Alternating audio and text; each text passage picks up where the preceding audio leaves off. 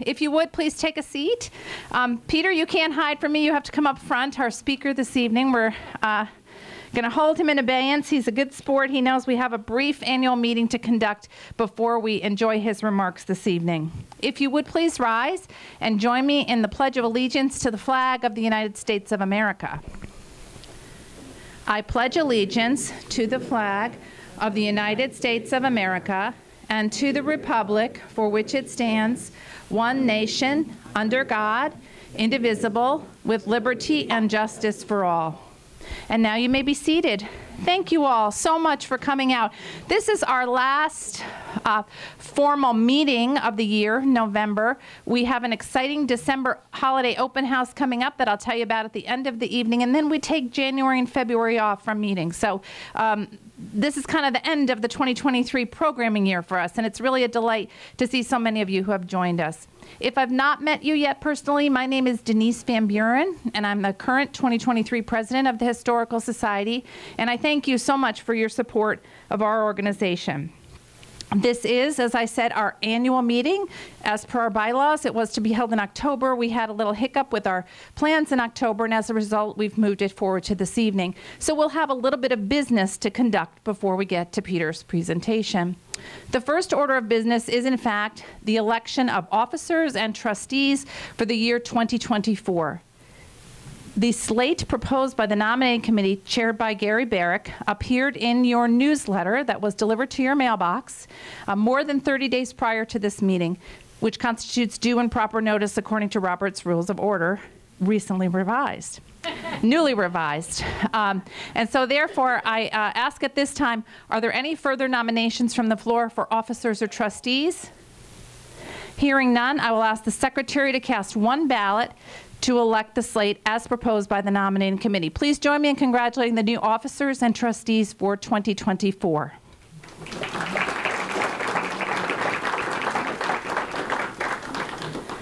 We do, in fact, have a couple of reports that we're going to provide. I'm going to call upon Anna Marcus, who's our wonderful treasurer, and Diane Lapis, who's our director of special projects, to tell you a little bit about some of the highlights of the year that was. But let me first also share with you some remarks as our president. As Diane will explain in more detail, we staged 3 very well-received exhibits this past year, one on White House photographer and Beacon native Harry Van Tyne, another on the great estates of Beacon, and our ongoing exhibit, Beacon's West End Story, about the impact of urban renewal on Beacon, in particular its impact on the African-American community. Thanks to the generous support of our Cool Club members, we installed central air conditioning in our headquarters. That's important not only for the comfort of our volunteers and our visitors alike, but also for the conditions in which we house our collection. So if you are a member of the Cool Club, please know how grateful we are for your support to install central air conditioning. We welcomed more than 1,000 people to meetings just like this during the course of the year that was, including a 6-part lecture series that we did down at Two Way Brewing on Lower Main Street, attracting a really young crowd and a lot of new people to Beacon who really were thirsty to learn more, to soak up more of local history, and that was really quite fun. At a time when so many people are lamenting all the change that's happening in Beacon and worried about the loss of streetscapes and significant buildings, I'm very proud that our Historical Society began a new historic property plaque designation program where anyone and everyone who has a building that's 100 years or older in the city of Beacon, whether it's a residential building, whether it's a commercial building, is eligible to purchase a plaque that they can kind of display their pride of place here in Beacon. Someone, we felt, needs to say to people who are stewards of great old properties that we appreciate what they do for us to preserve, protect our history as a community. And we have been really very pleased with the response. I think we've had 17 sold to date. We had hoped for 10 before the end of this year. Please see me tonight if you're interested in purchasing one. We added a lot of fun, eclectic, and significant items to our collection in the last year, and here are just a few examples. And these will be listed in your December newsletter, coming soon to your mailbox. But we received a portrait of a man named Oscar Schenck. We all recognize the Schenck name, so important here. One of our founding families married into the Bretts and the Tellers. Oscar Schenck was born here in 1818, and his family from Connecticut has bequeathed to us, to our care, a magnificent portrait of him holding a spyglass. And with the spyglass, he would be able to look out on the Hudson, which is also over his shoulder in the painting, at his ship. He had a ship. Well, don't you know they've also given us the spyglass as well. So it's a really, really significant acquisition for us. Another thing that came, honestly, just through an inquiry that came into our email inbox, a pair of World War II Air Force flight suit pants. They were sewn at Beaubridge. Maybe some of your ancestors who worked there during World War II may have actually sewed them. Thousands of them were made here as part of a contract with the Defense Department. Really proud that we connected significant oral histories and photographs, many of them associated with the African American community that was so largely displaced by urban renewal. We also acquired and are currently still having cleaned over in Massachusetts. You can't hurry these artistic folks along as much as I would like to. They're still being cleaned. A beautiful watercolor of Water Street here in the city of Beacon, done by Alice Judson, probably in the 1920s or 1930s. She's a highly collectible, well-regarded watercolorist from what was the village of Mattawan. And we also restored a cutter sleigh that was once owned by Dr. Slocum, Dr. Clarence Slocum, the founder of Craig House Hospital. And we had that cleaned and reupholstered by a Pennsylvania Amish carriage person over in Leola, Pennsylvania during the last year. So those are representative things of what we've added to our collection as we try to better tell a more fulsome story of the city of Beacon and its history. I want you to know that our membership remains very strong, perhaps the strongest of any of the historical societies up and down the Hudson River at about 400. If you're not already a member of our society, I know not all of you necessarily are, please do consider joining us. It's only $25 a year. We offer a great newsletter. But we also offer special programs like this, invitations to special events. And as I like to tell people, by joining our society, you know that you are helping to preserve the history of our community, which is changing so rapidly. When a lot of interest is expressed in your community, it's a wonderful thing, and increased taxes and new ideas and a wonderful diversity is added to your community. At the same time, you lose the magic of your community if people don't understand what made it so very special. Also wanted you to know, if you were not able to attend, that we staged our 7th annual Beacons of History Award back on November the 9th. This year we honored Ian and Joanne McDonald, as well as our city's volunteer firefighters. It is, as always, a friend and a fundraiser for us, and it was a success on both counts due to our sponsors, our volunteers, and our attendees. And I hope that you will mark your calendar for next year. We're always the Thursday after Election Day, and it always sells out. So poor Andy Bell in the back. We love him. He's one of our most faithful, devoted, wonderful members. And he waited too long. And even Andy couldn't come to our events. So next year, send in your reservation early, because it breaks my heart when I have to tell you we cannot squeeze you in. So hopefully you'll see that our society is doing well by the reports you hear tonight, and particularly about our financial situation. So I'd like to call our treasurer, Anna Marcus, up to deliver her report. And in theory, I'm going to go over, Anna, and pull your report up on the screen. Everybody cross their fingers and their eyes and their toes. All right. Go ahead, Anna. Okay. Thank you, Denise. Yes, so I just want to, I'll start by explaining what was in the November newsletter. It might have been a little bit confusing. What we put in the November newsletter was just the actuals that we had recorded to date for the first 3 quarters of 2023. So January through September 2023. And I didn't have room to put in what our projected actuals would be to the end of the year, and we're looking very good. So on this one, which maybe at some point you can scroll down, in the yellow column we have what we're projecting for the to the end of the year. And I'll just say that we did, when we were creating the budget for 2023, we knew we would have a small deficit because it was very important to us that we do a capital improvement to our new headquarters, which was to install central air conditioning. That was essential for us to be able to work there over the summer in the warm months.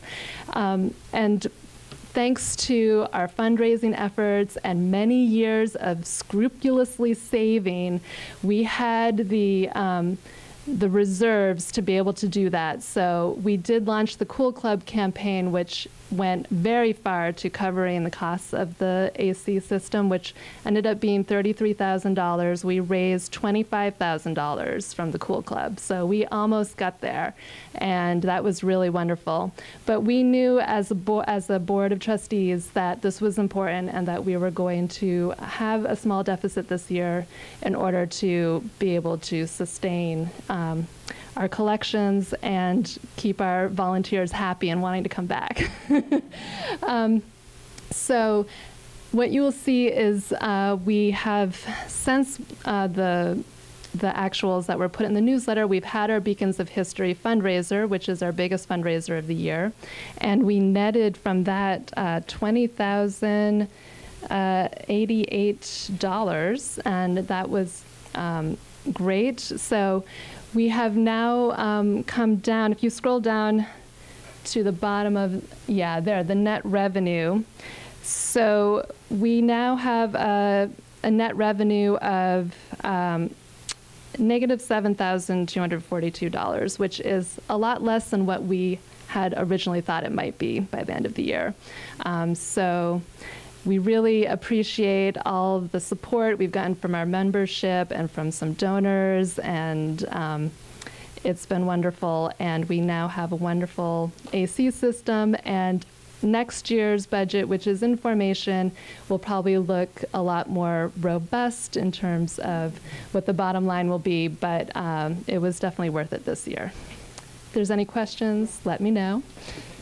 Anyone have any questions for Anna about this report or what you saw in your newsletter? And first of all, join me in thanking her. This is a big job. Thank you. It's a big job. Thank you. And you should know that we are very good stewards of the funds that are donated to us. And despite the fact that you see a deficit here, we do have reserves, and we are completely capable of covering this and still remaining in a very strong financial position. So why is that possible? Because of all of you and the support that you provide to us. Thank you for believing in our mission and what we do here. Now, before I ask Diane Lapis to please come up and provide her report as the Director of Special Projects, allow me to pull Peter's presentation up so that I don't have to come back to this computer. Part of the issue is that can't say any swear words here while I've got the microphone and right? I'm gonna slip, right? I'm waiting for it.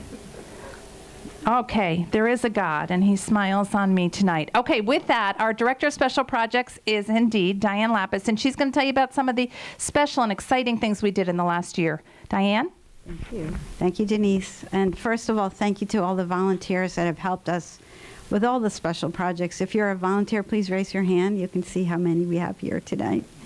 Thank you so much, volunteers and trustees. So as Denise mentioned, we did do 3 major exhibitions this year: Harry Van Tyne and the celebration of the 100 years of the White House News Photographers Association, which he founded. And we also did the Great Estates Project. We did a small exhibit about Jimmy Lynch. Some of you live in his homes or have been to the Chase Bank or many buildings on Main Street in which he was the contractor.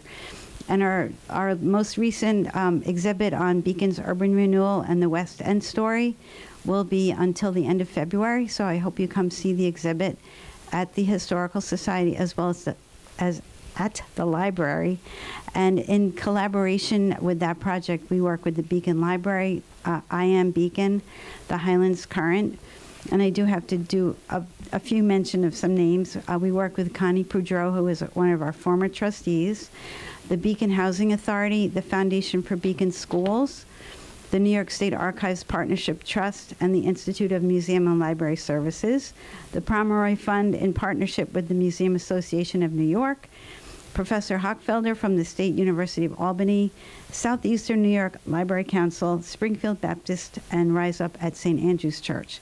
So it was an all comprehensive project with many different entities because we are a community, and it was an incredible project. So I hope you come see the exhibit. The other projects that we worked on were working with the schools. We worked with the Forestville fifth graders to learn about the bell that is on their campus that was originally at the Spring Street School. We collaborated with the Foundation for Beacon Schools, where they videotaped and created a documentary about their learning process, about the bell that should be forthcoming for you to enjoy. We also worked with the DIA teens, where they came to our Historical Society, interacted with our collections, and learned about the land usage prior to the Nabisco factory and DIA. And we also worked with the first and third graders at the Hudson Hills Academy, where they learned about the history of the post office and then visited there, which was really great fun. Every year we have our annual postcard show. Please save the date for the first Saturday of June, where we will continue that tradition. So as the Director of Special Projects, it's a great honor and pleasure to work with our volunteers, the visitors that come to enjoy the exhibits and the programs. And thank you so much for everything. Thank you, Diane. So this is our once-a-year annual meeting of the Beacon Historical Society, and I do want to open up the floor if anyone has any questions or comments about the society that you would like to make at this time. You just want to hear Peter, don't you? And I can't blame you. I want to hear Peter too. So let me just conclude our annual meeting by again thanking all of you. We're so grateful. As was mentioned at the Beacons of History event, we are all volunteer. We do this because we love Beacon and her story. So thank you for sharing that love story with us. Give yourselves a round of applause. Okay. What a pleasure it is for me now to introduce to you the speaker for this evening, Peter don't tell me, Coutul. Is that correct? Close enough. It rhymes with O'Toole. Coutul. Peter Coutul is the Assistant Site Supervisor of Education at the Fort Montgomery State Historic Site. He has led site tours there, he's led living history demonstrations, and he's conducted educational programs for the past 15 years. Back in 2020, he wrote an article for the Hudson Highlands Land Trust on Chief Nimham and the Wappingers' fight for their Hudson Highlands home. He's an avid student of local indigenous history, and he enjoys wilderness skills, gardening, and being outdoors. And I know we're going to enjoy his remarks this evening. Peter, we're all set for you. Thank you.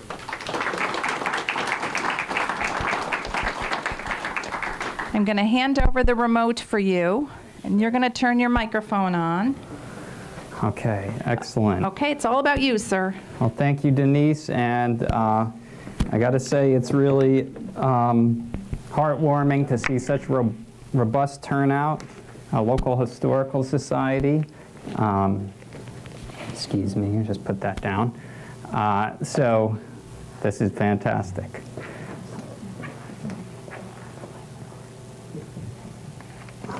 Okay, so out of curiosity, I always like to start this talk by asking for a show of hands. How many folks in the audience are familiar with Chief Daniel Nimham, have heard his story? Okay, hey, that's pretty good. That's better than most. So you give yourselves a pat on the back.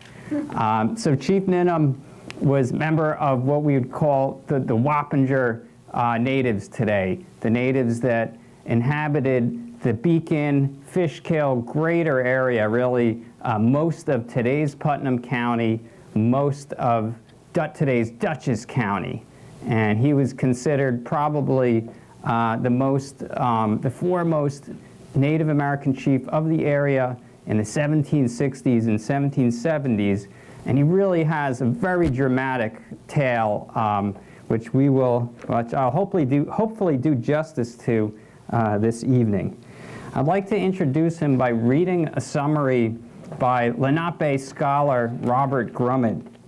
I'll give you a sense of Chief Nimham's story and a little bit of a sense of the topsy-turvy times he was living in. So, like his biblical namesake, after whom he almost assuredly was named, Daniel Nimham was a man caught between two worlds. He grew up at a time when missionaries and farmers began moving to the highlands in increasing numbers. A bright and articulate youth, he learned to speak English by listening to his new neighbors. When he was cast later in life into a lion's den of war and intrigue, his multicultural skills ultimately took him to the halls of government in New York and London in pursuit of land and justice for his people. He became notorious among supporters and enemies alike as the energetic and assertive defender of his people's land rights, who purveyed 999-year leases at rates beginning at 2 peppercorns per annum. I'll get into explaining that a little bit later. Betrayed and abandoned by Crown officials appointed to look after his interests, he subsequently took common cause with colonists struggling to free themselves from royal authority. Joining the rebel army in 1775, he met a soldier's death in a forgotten field in the North Bronx, of all places, fighting on land already lost by his ancestors more than a century earlier. So that gives you, I think, a fitting introduction. Scholars believe he was born in 1726. The reason I have Last of the Mohicans in quotations is because sometimes people believe that Nimham was Mohican, but he actually was a Wappinger. Wappinger was a distinct group. Although they were culturally similar to their Mohican neighbors just to the north, he was could not technically be considered a Mohican, and did speak a slightly different language, a dialect of Muncie called Renneau, which is known for pronunciation of its R's. So just to clarify that, so James Fenimore Cooper, in the story Last of the Mohicans, he takes a character named Uncas from the Mohegan tribe in Connecticut and brings him over to the Hudson Valley. So if you're familiar with that story, you have to kind of read it with a grain of salt and remember it's historical fiction. The last thing I'd like to say is that this statue that you see was unveiled in Fishkill on Route 52, near the intersection of Route 52 and Route 82, over a year ago, summer of 2022. And it really was the culmination of a fantastic effort by the local community. Probably some of you were involved in it. Maybe some of you were at the event. And sculptor Michael Karopian, who did a fantastic job. And the sculptor had a vision of making of this statue for years. This statue was only 6 inches tall. And from what I understand now, maybe it's an 8 to 10 foot statue, a fitting tribute to Chief Nimham in Fishkill, near his ancestral home village. Okay, so let's make sure. Okay, let's make sure it's on. Oh, okay. Okay, so scholars, there's a little bit of disagreement, but it seems like these days the consensus is that Wappinger might mean a possum. Not sure where that comes from. There's also, in the written record, Wappinger only shows up in 1643. So prior to that, there's no documentary record of the name. So scholars aren't sure if it's a name the natives actually used for themselves, or if it's one that they sort of adopted when Europeans showed up. There is also the chance that it may mean relate to a Dutch word, wapendrager, meaning weapon bearer in Dutch. But nonetheless, it is the name that the natives started using to describe themselves after European contact. Here you can see Wappinger missing the R in a Dutch map from 1656. And here you get a sense of the territory. Putnam County would be here, Dutchess County up here, so a pretty extensive area. Where did Chief Nimham reside? And it's believed that from documentary evidence and some historical accounts that his main home base of operations probably was Wickapee, so just east of Fishkill. And it's also possible there's another village site just south of Fishkill, but Wickapee for sure was an area that held a Wappinger village in wigwams. Here you can see a map from the 1760s showing some of those wigwams in the area. And then more precisely, this is a map believed to be from the 18th century. I don't know if you can read that, but it actually says Nimham's Wigwams. A pretty cool document. And this fantastic diagram, hopefully you can sort of see the details, put together by historian J. Michael Smith. And you can see it has Nimham's Wigwams basically just south of Wickapee, off a tributary running south from Wickapee. So these would be the approximate locations on a Google Maps bird's eye view. So what would the village, what might it have looked like? This is a Shawnee village, so a little bit different, but I like the feel that it gives. There would not have been gabled roofs in a Wappinger village. It would have been more rounded roofs like you see in the longhouses and wigwams. But I like the feel of this. It seems about right. There's also this diorama that gives you a sense of what village may have looked like, with 3 sisters, corn, beans, and squash being grown nearby, long houses on the border of a forest and a field, and then near a nice body of fresh water. This would have been the house. The wigwam could have been made out of phragmites, or depending on how close it was to a marsh, or whatever was more convenient building material, or slabs of bark, often taken from tulip or chestnut trees. But long houses were certainly probably more predominant, and this is what your living room would have looked like if you were living in a Wappinger longhouse. So pretty sparse. You can see animal skins and beds are just kind of these slabs that are running around the perimeter. There would have been a central fireplace, and a smoke hole around that. So that's just to give you a sense of village life, what the inhabitants, how they may have been living. And then here, of course, we know the Dutch did claim and discover the Hudson Valley before the English show up. And then it's very much a contested area, but in 1664 is when the English takeover happens of the Dutch Hudson Valley in New York City. Anybody in the audience, can anybody tell me what the Dutch were primarily looking for when they came here? Beaver. Beaver, yes. And I brought a beaver skin to pass around. Anybody know what was being made out of the beaver skins? Beaver hats. And the hat, especially the under fur, the longer fur is the guard fur, the shorter under fur is where the felt would come from to make those hats. So very good. You're an educated audience. You like that. Initially, relationship with the Dutch goes fairly well until the 1640s, when director Kieft or Kieft, again, I'm not entirely sure the pronunciation, shows up, and that's when things take a turn for the worse. Kieft basically requires the Wecquaesgeek and the Wappinger and other local natives to pay a tax or a tribute, which the natives are not too thrilled about.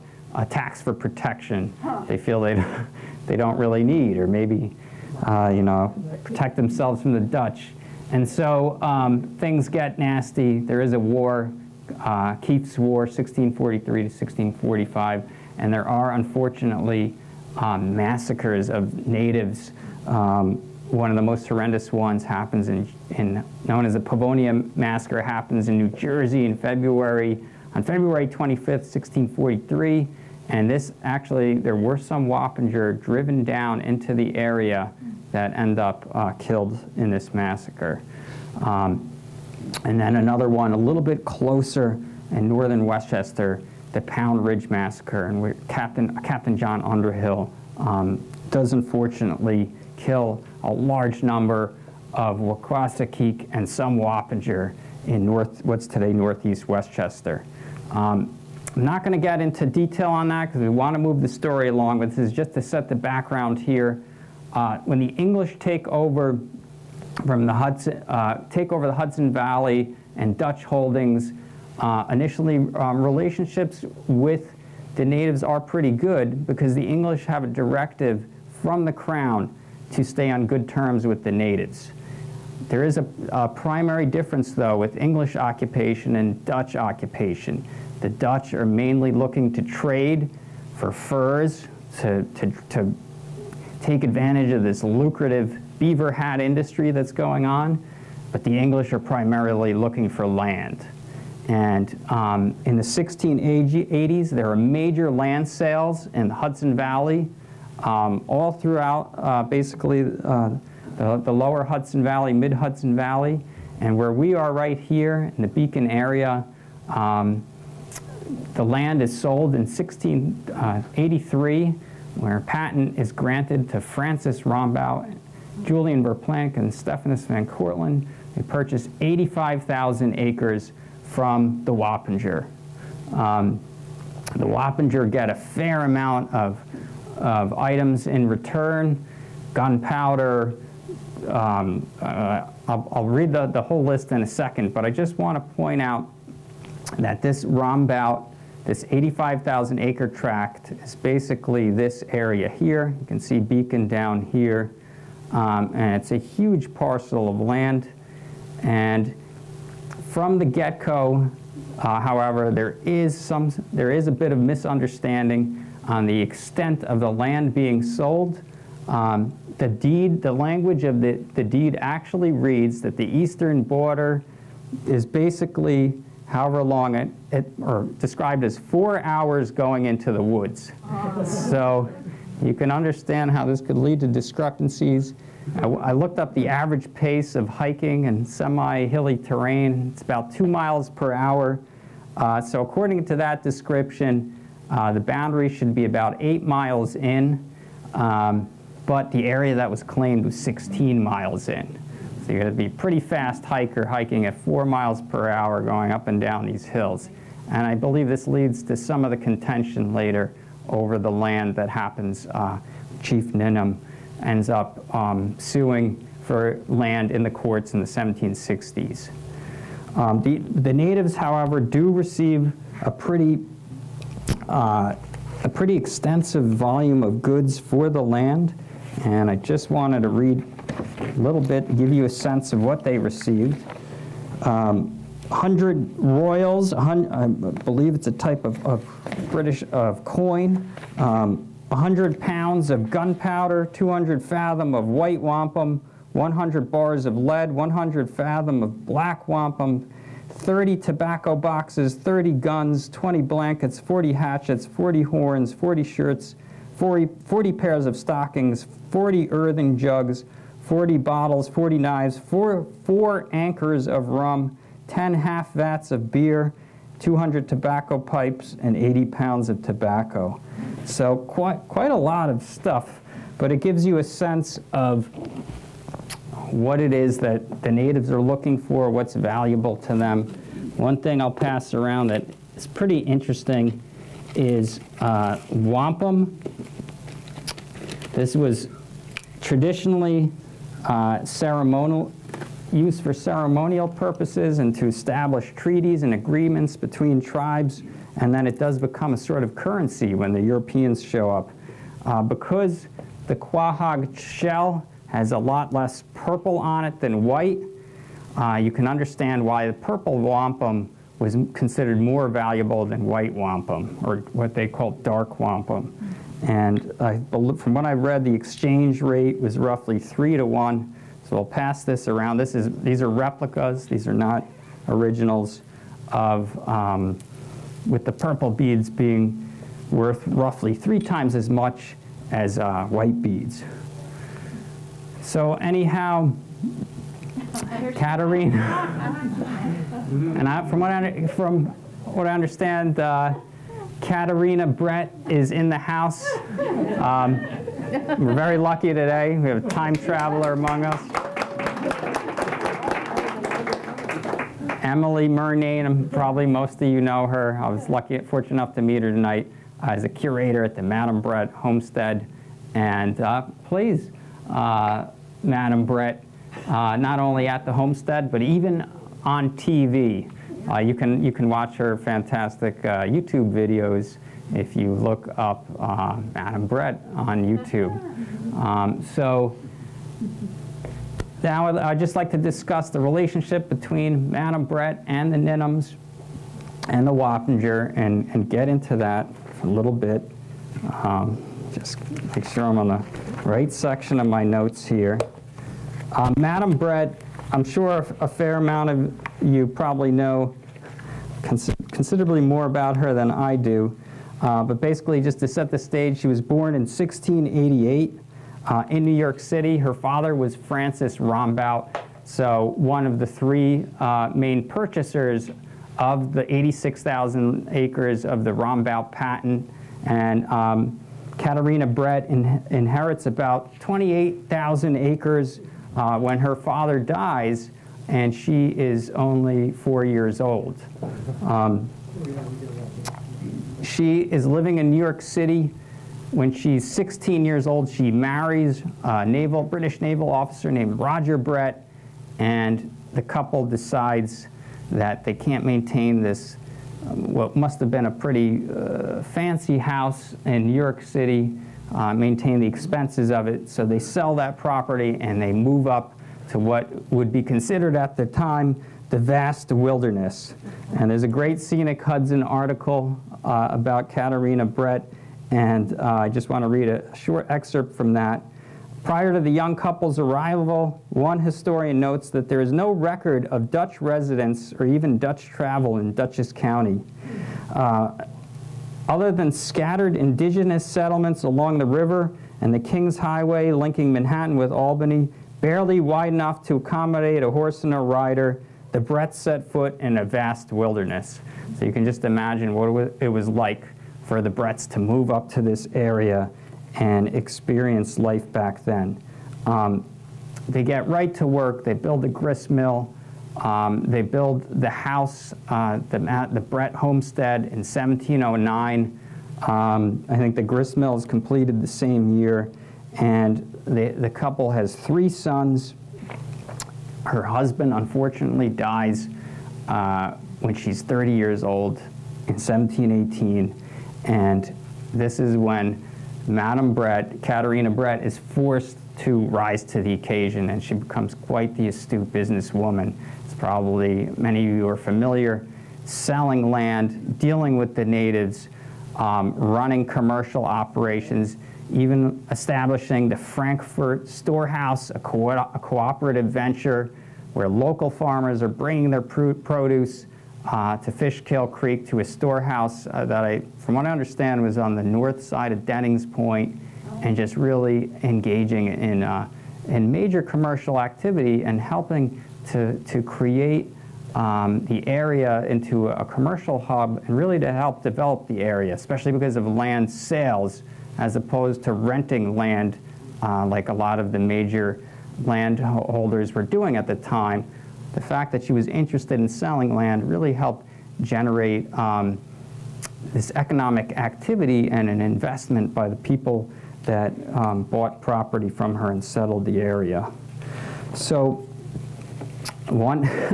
she's known for inspecting her property lines while always wearing a flaming red cape.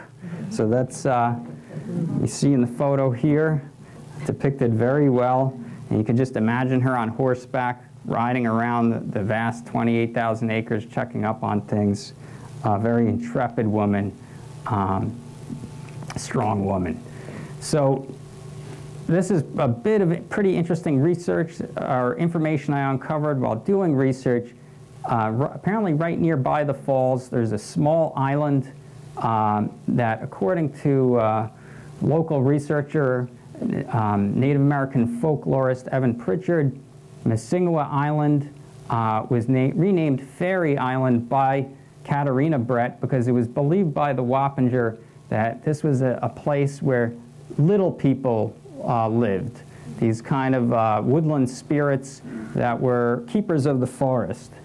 And according to Pritchard, now I don't know if this is true, but it's an interesting bit of folklore, Missingwa becomes Melzinga, and he believes it's a merging of the Munsee, the Wappinger word Missingwa, and the Dutch word mill singer, which I guess is the sound that a mill makes when it's operating, the singing sound that a mill makes.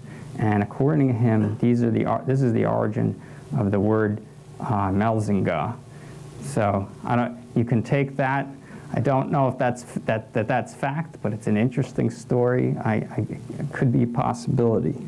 So this island, I haven't seen it, but I'd love to, but maybe some of you have. But apparently it's just upstream from these falls, and these beautiful pictures came from Hudson Valley Illustrated, local photographer, has amazing pictures on a website. And this would be the island if I'm understanding the geography correctly. Okay, so what was Katarina Brett's relations with the Wappinger, with the Nimhams? Well, we're fortunate enough to have a letter, which maybe some of you have read, from 1760s. And I'd just like to read you some excerpts from that now.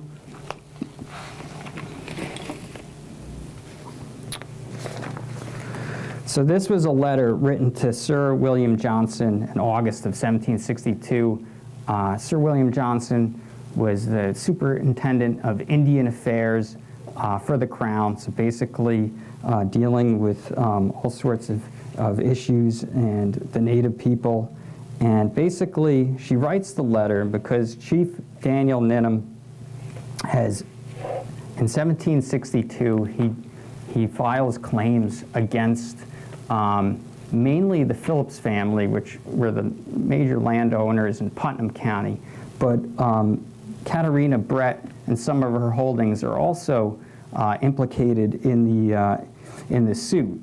So this is her take on the situation. I'm going to read a few excerpts to give you a sense of this. So upwards of 30 years ago, I met with a vast deal of trouble by some white people at Poughkeepsie. Sir, we having the oldest patent of any round us, the Poughkeepsie people getting on that part by division, was allowed to me and sold part of it. I, sir, endeavored to convince them in a kind manner, but there was no convincing them.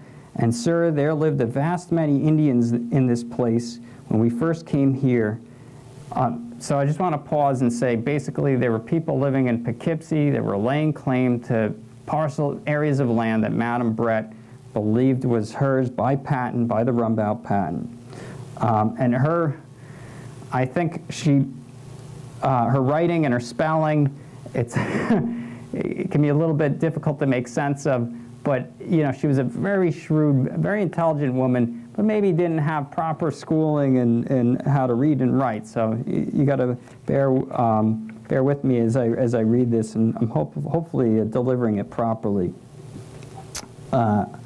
So there was no convincing of them, and there lived a vast many Indians in this place when we first came here, and this company, my adversaries, began to threaten me, and I was advised to eject 2 of the white people. They never appeared, but let judgment go by the fault.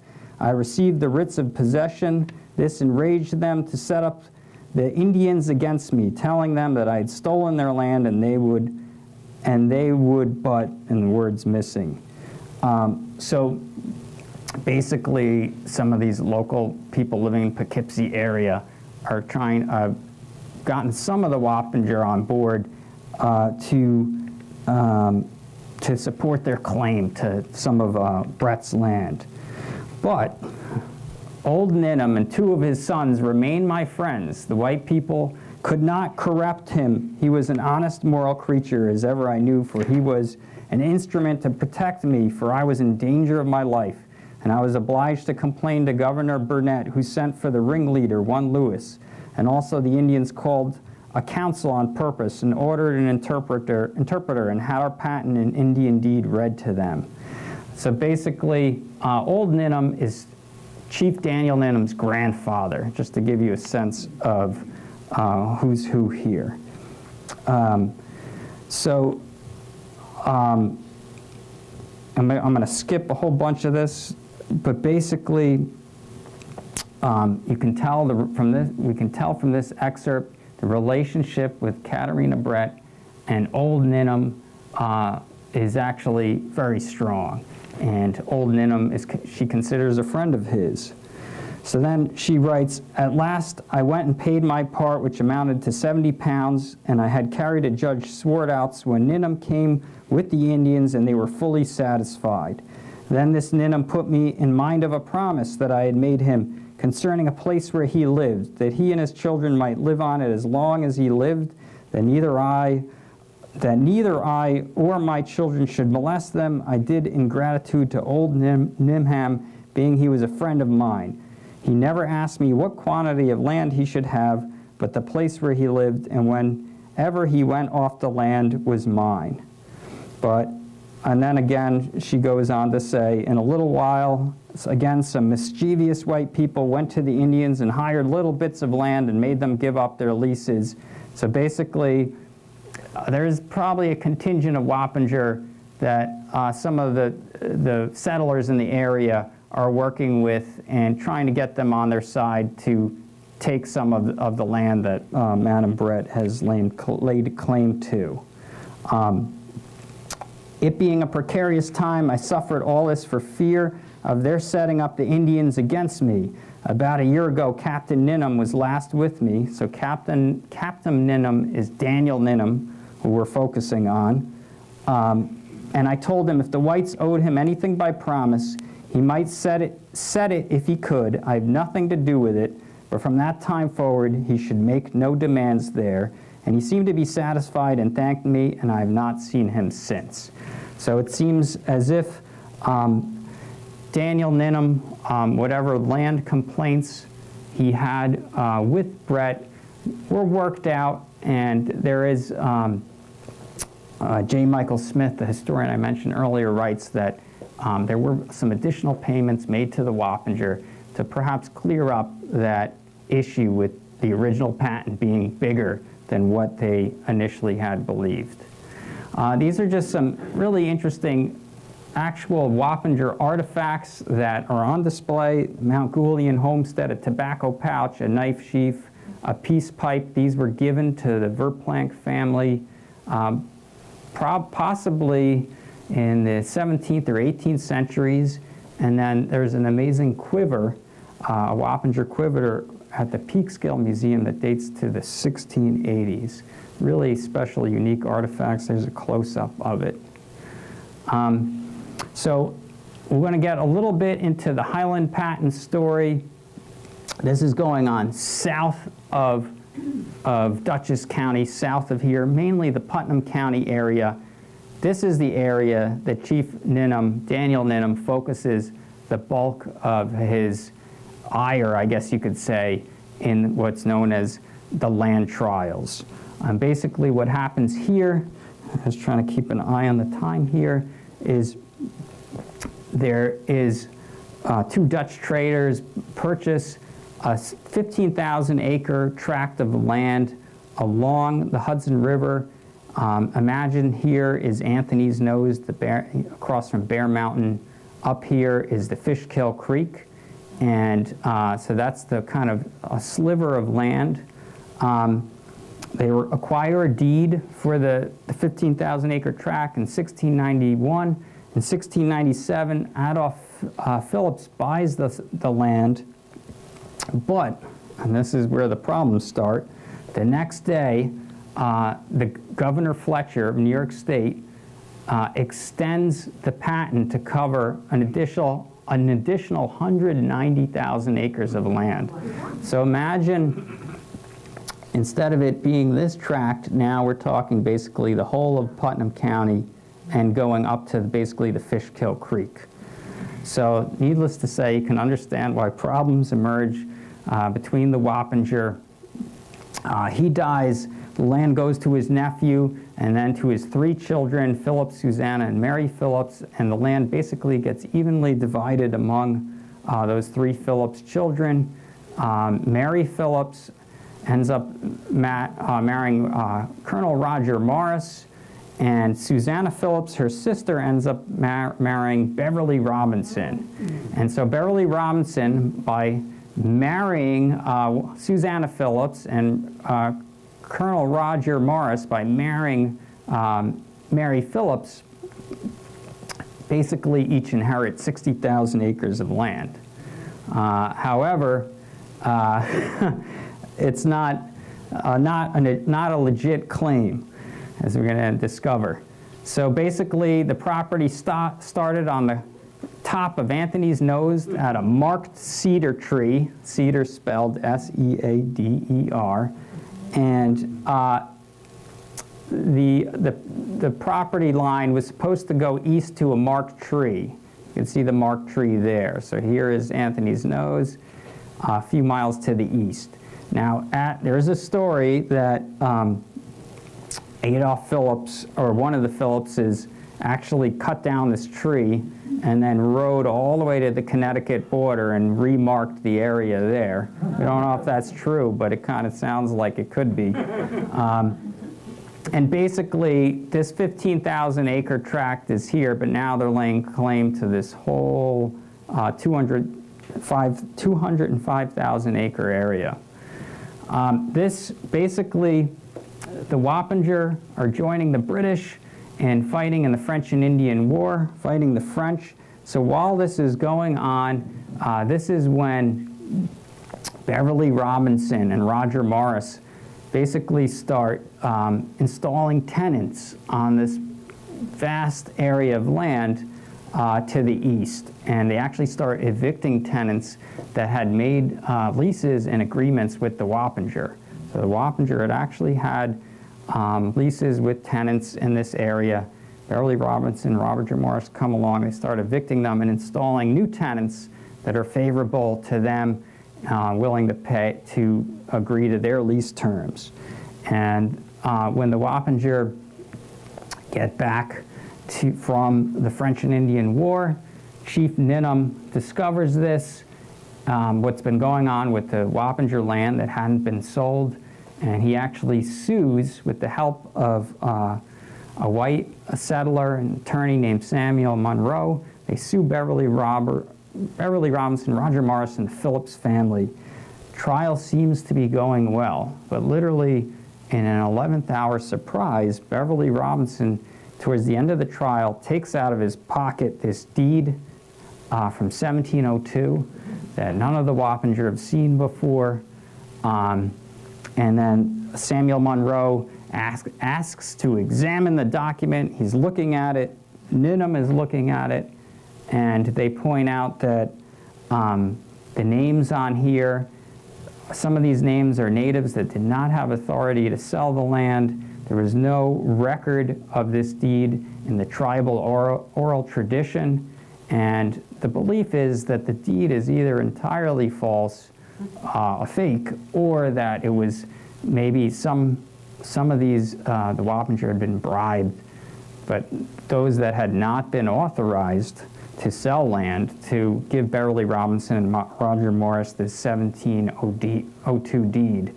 Nonetheless, the council at the hearing says, oh, no, this is good enough, we have proof.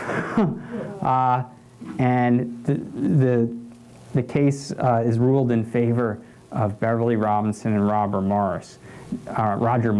Now, while this is going on, it's interesting to note, in 1766, has anybody here heard of the anti-rent wars or the land tenant trials going on in the 1760s, the Hudson Valley land riots? There's an interesting movement among the white settlers of the region, too, contesting the claims of kind of larger, wealthier landowners, and saying that they have a right to the land from land occupancy and labor. And some of these land rioters actually join up with the Wappinger and are willing to sponsor them and give them funding. And the Wappinger actually receive enough money from some of these tenants that they, Daniel Nimham and 6 other Wappinger men and women actually traveled to England to take their case to the king. And there's some interesting accounts, first-hand accounts describing this. The king won't meet with them directly, but he has his Secretary of State, the Earl of Shelburne, meet with them. And the Earl of Shelburne actually is sympathetic to their cause and essentially sides with them. This gives Chief Nimham and the Wappinger the motivation and the confidence to file a second claim against Beverly Robinson and Roger Morris. There's a second hearing in 1767. This is not actually a picture of Asa Spaulding, but it's a fill-in. This is John Otis. But basically, the Wappinger hire a Yale graduate, a bright young guy who is willing to take up their case. He does a fantastic job arguing their case. He brings in clouds of witnesses. That's one of the descriptions. And really proves beyond a doubt that the Wappinger had never sold this vast 190,000 acre tract of land and had legitimate claim to it. And nonetheless, this is very telling, the council, basically the head of the council, Mr. Scott, concluded with observing upon the dangerous consequence of admitting such kind of complaints.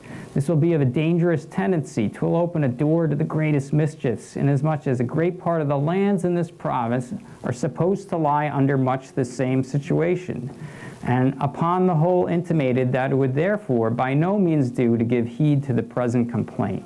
So basically, because it would open up a can of worms, the council were to rule in favor of the Wappinger. There's the 9 partners patent, which is even north of the Beekman, the Rumbout and the Beekman patents, and that, again, a very similar situation where the eastern boundary gets extended like from 2 miles to 20 miles. So the council, I think, is very leery and afraid of actually satisfying a Wappinger claim or setting the precedent of agreeing with the natives in court. So insult to injury, the council proclaims Beverly Robinson a man of character, prudence, and undoubted loyalty. The Wappinger basically are forced off their lands for the most part. They are, at this point, received by the Mohicans in Stockbridge, Massachusetts. Massachusetts is a missionary town, a town of praying Indians. This is where Christian converts, native converts, are living and have a settlement. And this is where the Stockbridge and the Wappinger basically really unite.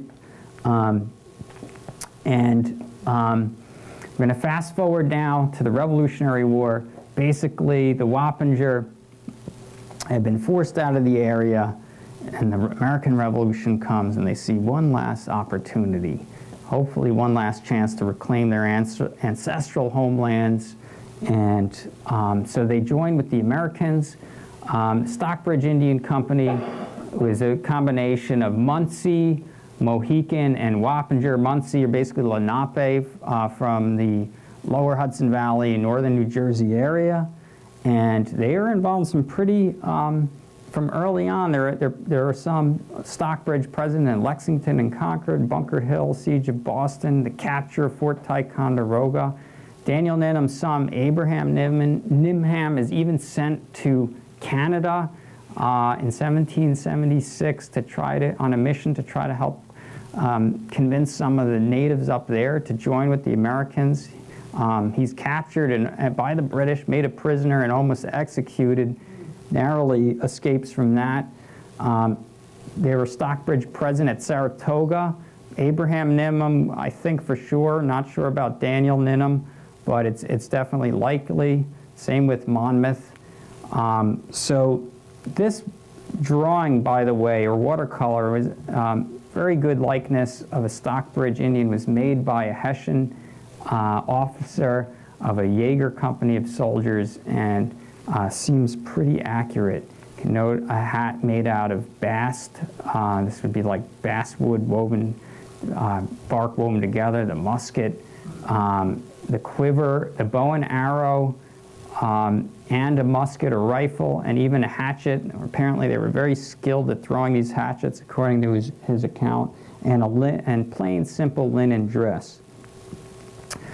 So we come to towards the end of our story. Daniel Nimham and his son, Abraham Nimham, are on a scouting mission in what would today be called or what's today part of Van Cortlandt Park, and they are ambushed by two of the most notorious soldiers, if you will, of the British Army, loyalist officers, Captain John Graham Simcoe. Anybody's watched the TV series Turn, you know him. He's the kind of the arch villain. Now, granted, of course, that's heavily exaggerated in that show, but it does give you the spirit of some of the stuff this guy was up to. And then Bannister Tarleton of the British Legion. This was a loyalist cavalry unit, and you can see, again, portrayed in the movie The Patriot as the arch villain. Again, was he that evil? Probably not, but, you know, dramatized for Hollywood. But then again, but he was up to some questionable things and, you know, had earned a reputation during the Revolutionary War. So the Stockbridge Indian Company, unfortunately, is ambushed by units of these two gentlemen. And basically, this is Van Cortlandt Park in the Bronx. The Stockbridge are heading down what's today Oneida Lane in this area, and they're kind of beset on both sides by Simcoe and the other loyalist unit. This is what the area looks like today, the lane, that would be here.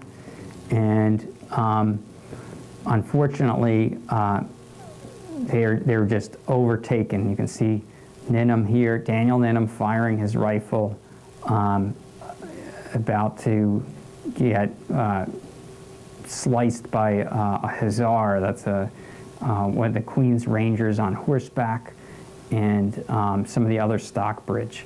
This painting was done by Don Troy-Ani, did a lot of research. I believe it's pretty accurate. Unfortunately, not only Daniel Nimham, but his son Abraham, and anywhere from 19 to as many as 40 Stockbridge are killed in the battle. Again, exact numbers experts aren't sure of exact numbers, but it is decimating for the Stockbridge, and especially for the Wappinger and Chief Nimham, and this whole story of his struggle to right wrongs and bring justice to his people. What happens to the rest of the Wappinger and the Mohicans that are at Stockbridge? Basically, after the Revolutionary War in the 1780s, they're kind of forced out of the Stockbridge area, unfortunately.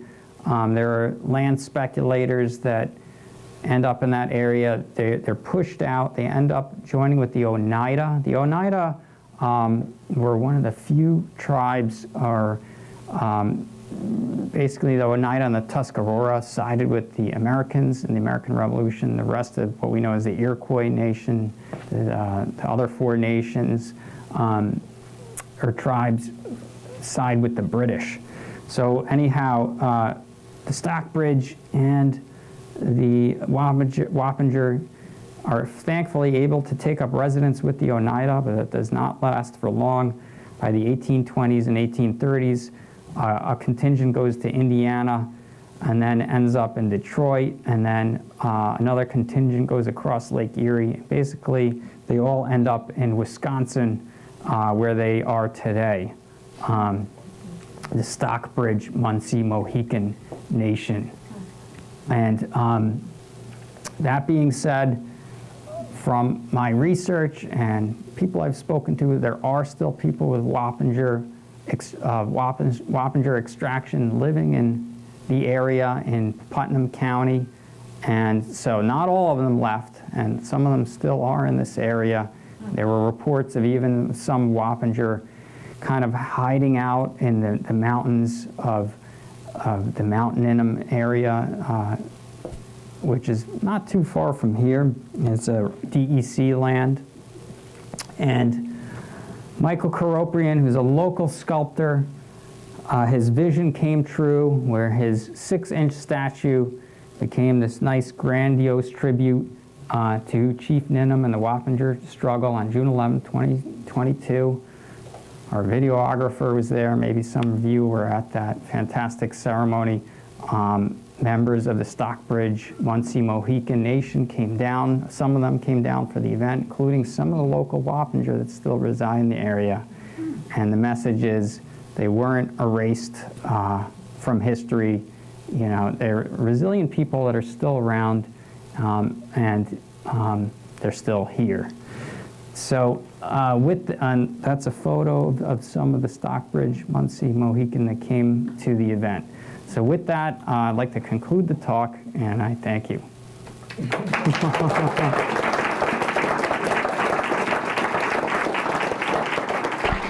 They know it's nearly impossible to leave me speechless, but you have. How many of you appreciated the true story of Chief Daniel Nimham before tonight?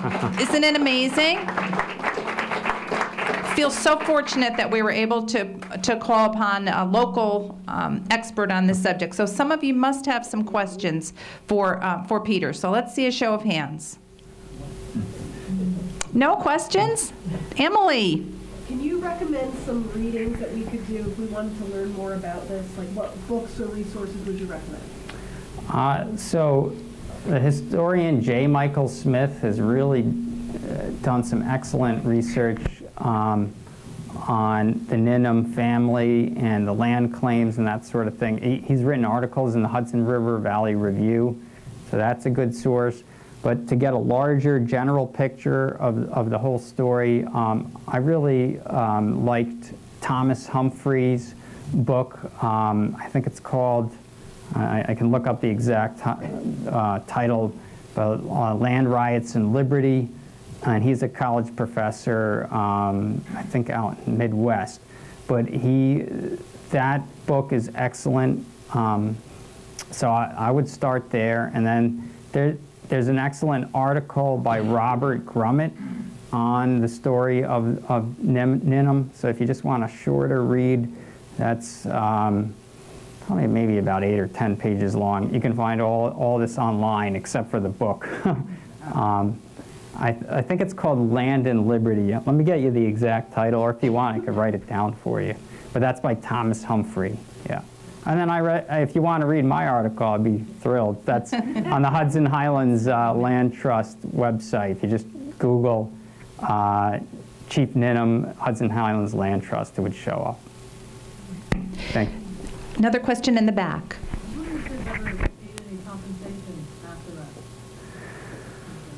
Not that I'm aware of. The Stockbridge Mohican Munsee Nation in Wisconsin now, they seem to be doing fairly well. They're running a casino, stores. I think they have some other enterprises, but I don't know of any actual compensation paid by settlers or descendants or anything like that to specifically to the Wappinger for, you know, the whole episode. Isn't it so astounding that he went to London, and then he still came back, you know, and then fights for these people who are trying to take his people's lands? It's an amazing story. I think it would make a great movie, don't you? Yeah. So you had a question, I think. I was wondering, you mentioned the remnants, the survivors in Wisconsin. Did their language in any way survive?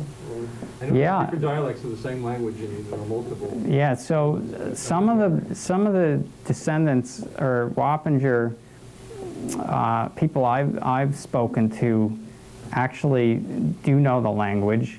And then in the Stockbridge Munsee Mohican Nation in Wisconsin, there are some Mohican language speakers out there as well, and I think some Munsee speakers as well. So the Wappinger would be a dialect of Munsee.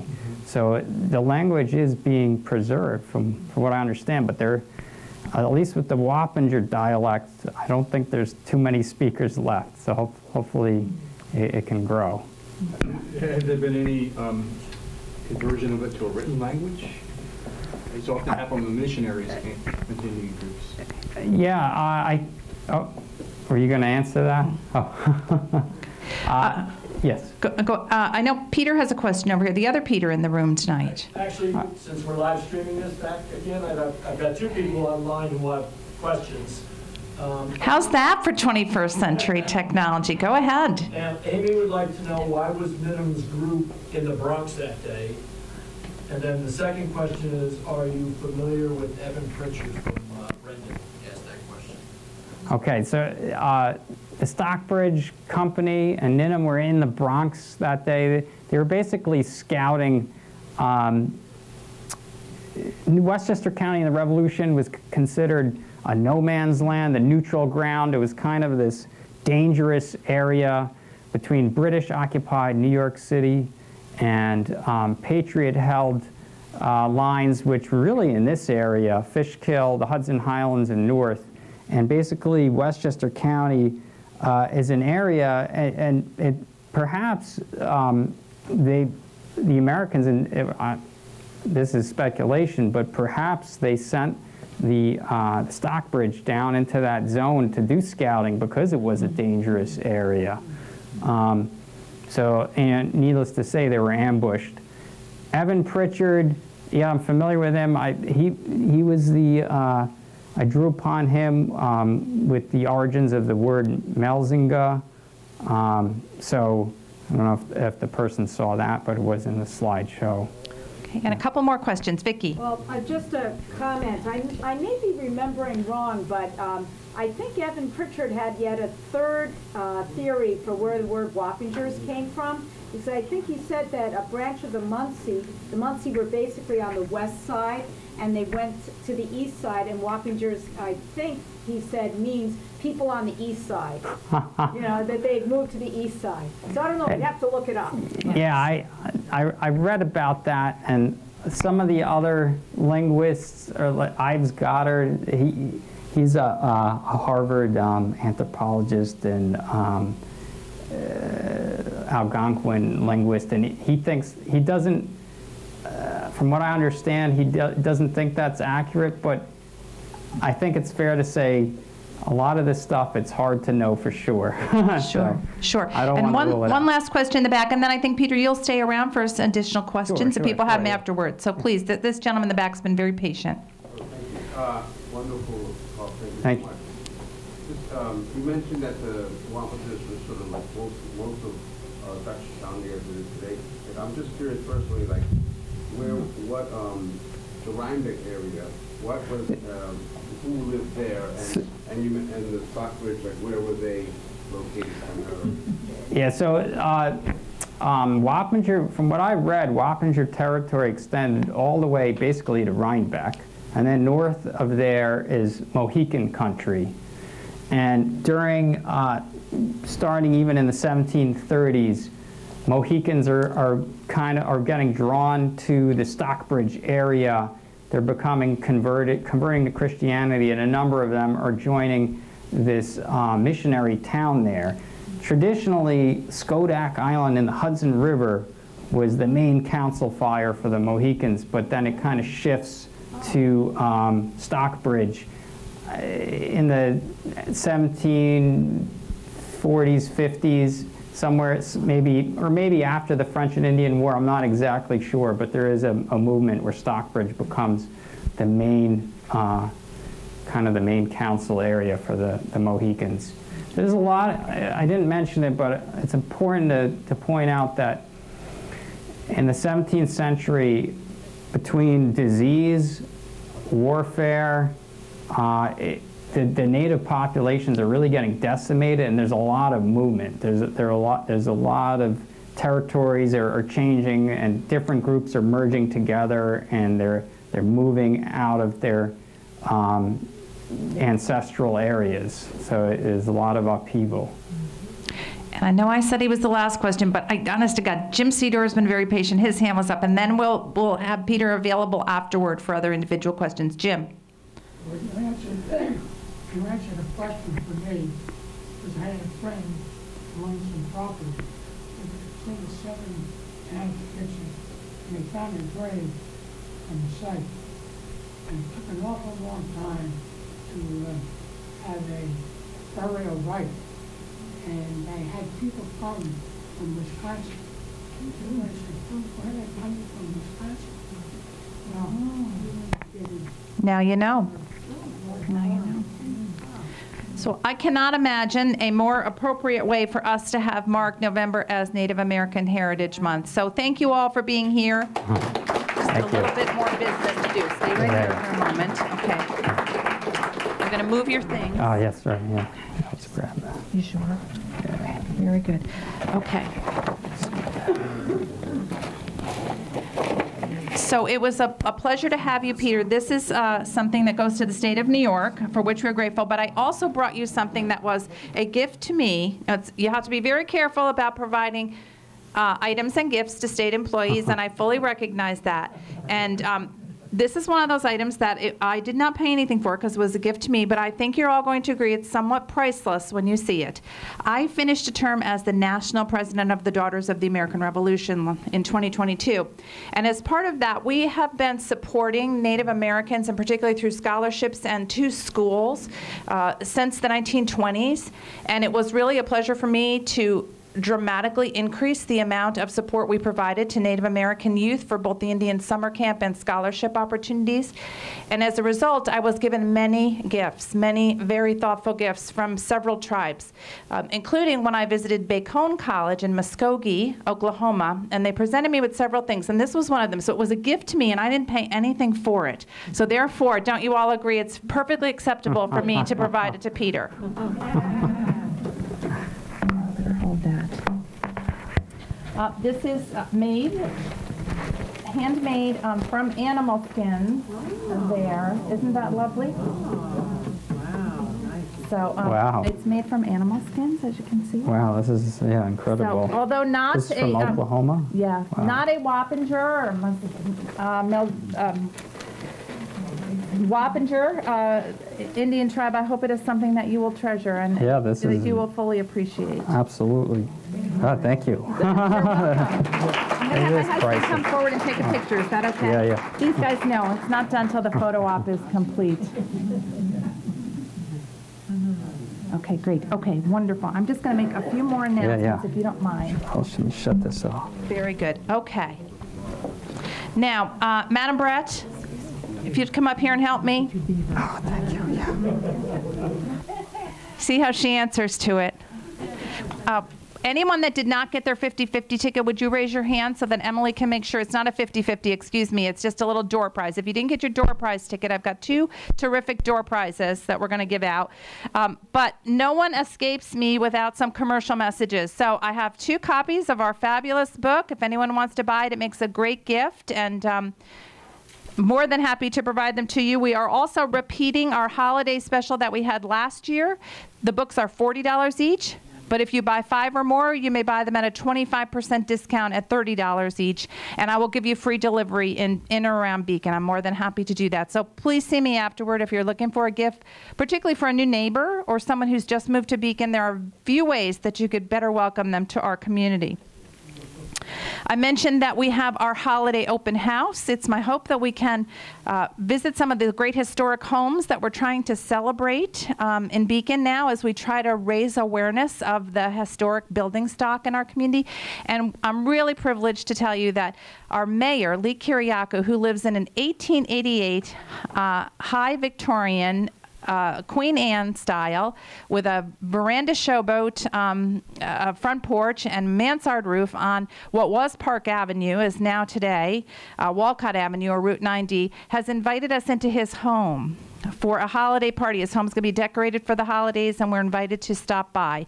And that's going to be December 16th for our holiday open house there. So please watch your newsletter for details on that, and I hope that you will join us. It's very gracious of Lee Kiriakou and his wife Elizabeth Barrett to open their home to us. And again, it's part of our effort to raise awareness of the historic properties here in Beacon. We will have our wonderful exhibit on urban renewal, Beacon's West End Story, up through February. And follow our Facebook page and our website. We'll probably take some time off and close the public hours during the holidays themselves. But please, if you've not come up to see the exhibit, I encourage you to do so. And if your neighbors haven't seen it, please have them come, visit, see what we're about, and have a discussion about urban renewal and the impact that it had on our community. Any other announcements anybody wants to make before we get to the all-important door prize? Okay, I have two great gifts today. Many of you probably remember Jean and Lenny Pederosi, right? Their daughter, Karen, has provided us with something from their home. It's a Beacon Jubilee plate from 1988, which is when I first became involved in the Beacon Historical Society. And so this is our first door prize, all right? And I want to thank Karen, and I knew Jean and Lenny, they were my neighbors. It was very sweet of her to provide this and tell me to use it however I thought it would be most appreciated. All right, Madam Brett, why don't you pull the number and read it off, because you've got the only eyesight on the board that's young and can read these small numbers. All right, and our number is 078975. 75? Okay, great. Where's my husband? Come on up for the photo. Come on.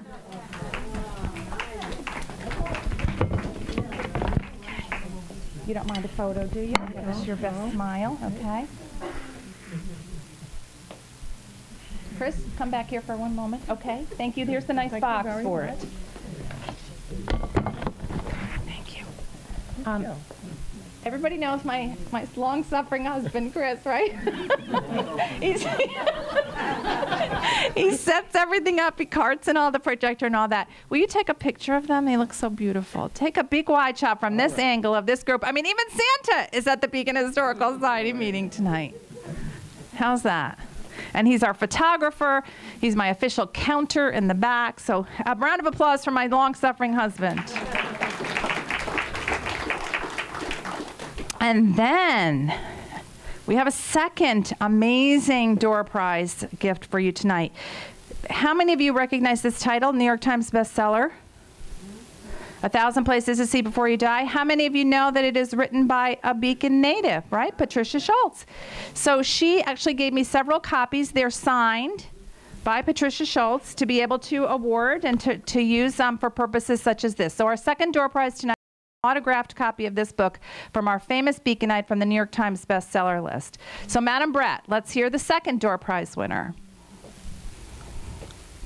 All right, the number on this one is 078986. 86. I see a lot of disappointed faces. Somebody's got to have it. Come on. The last three numbers again, Emily, and if not, we'll draw another. Okay. All right, I guess draw another, right?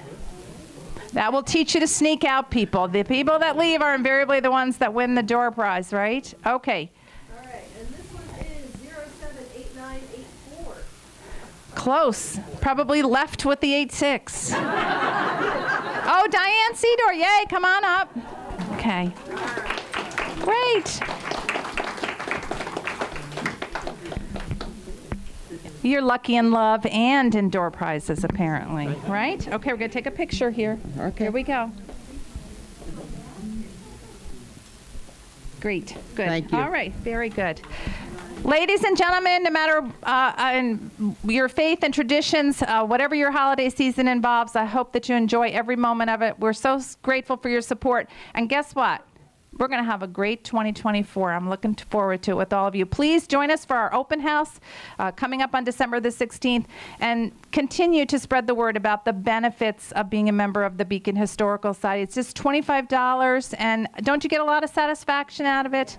So, all right, spread the word this holiday season. Thank you, thank you, thank you, thank you.